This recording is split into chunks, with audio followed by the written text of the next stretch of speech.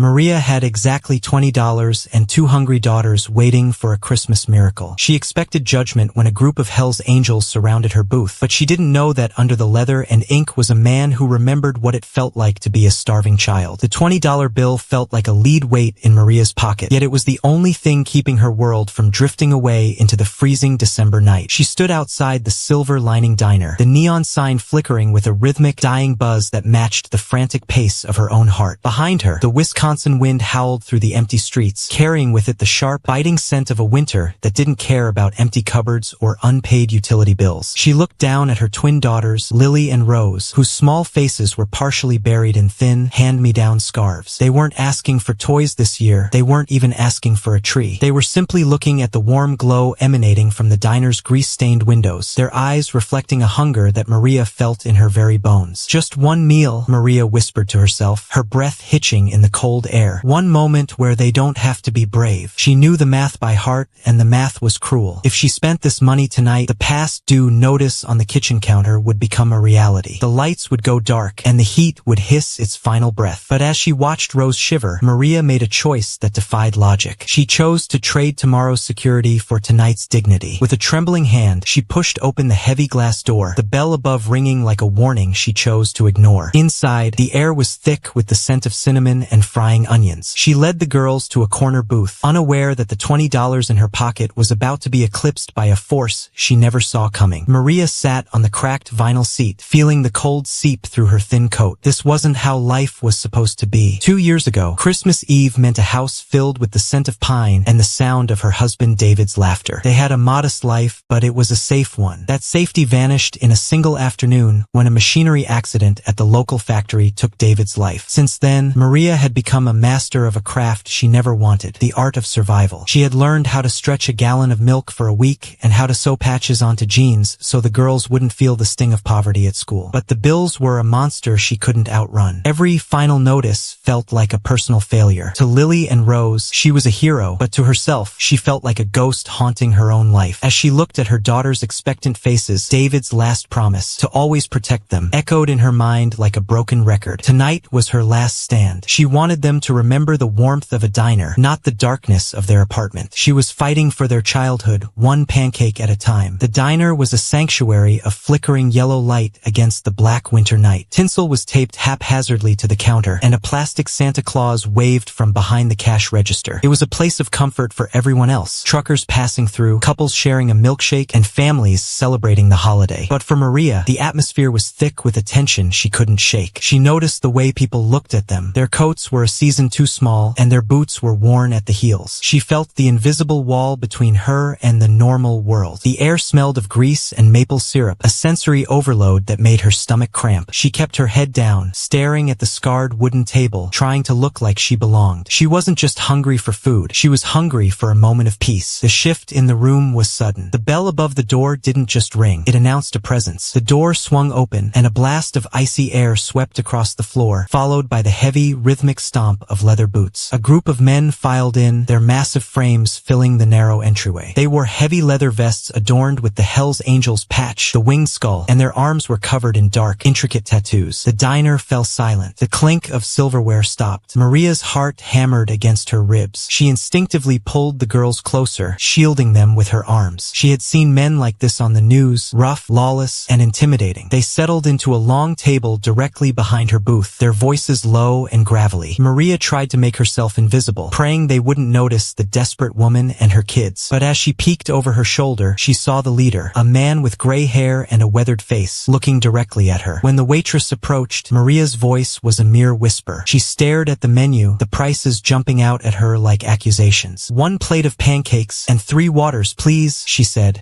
her face burning with shame. Lily looked up, her blue eyes wide. Mom, can we have 1 hot chocolate to share? Because it's Christmas. Maria's throat tightened. She knew the hot chocolate was $3. That $3 was their bus fare home. If she said yes, they would have to walk 3 miles in the snow. She looked at her daughters' hopeful faces and then at her $20 bill. Okay, she choked out. 1 hot chocolate with extra spoons. As they waited, the biker at the next table didn't look away. He watched Maria carefully tear sugar packets in half. He watched as she pushed the entire plate of pancakes toward the girls, pretending she wasn't hungry. He saw her sipping the plain water as if it were a feast. He recognized the look of a mother who was starving herself to keep her. The biker, known to his brothers as Iron Mac, didn't see a stranger. He saw a mirror. He remembered his own mother's tired eyes and the way she used to count pennies on the kitchen table. He saw the pride in Maria's posture, the way she refused to look like a victim even when the world was crushing her. He nudged the man next to him and whispered something. They looked at the small family and then at each other. They weren't just a gang. They were a brotherhood that had survived the streets. Max stood up, his leather vest creaking. He walked toward Maria's table,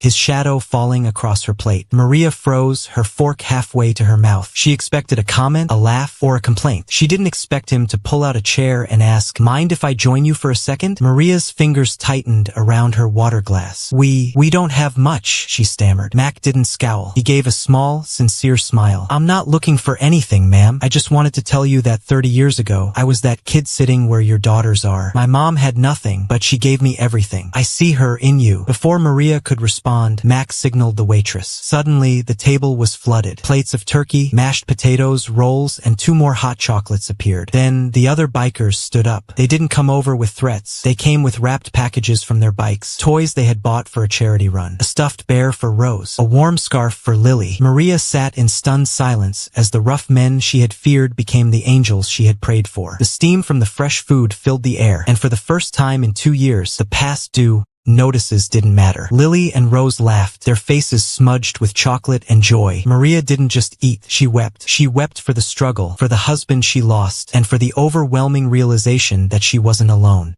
The other patrons in the diner began to clap. The tension had dissolved into a moment of pure human connection. The bikers didn't want to thank you. They wanted her to know that she was seen. Mac leaned over and whispered, "Keep your $20, Maria. You're going to need it for the bus." As Maria walked into the snow, she realized hope doesn't always wear a halo. Sometimes it wears leather. If the story touched your heart, please subscribe to join our family of storytellers. There is still kindness in this world. You just have to look for it.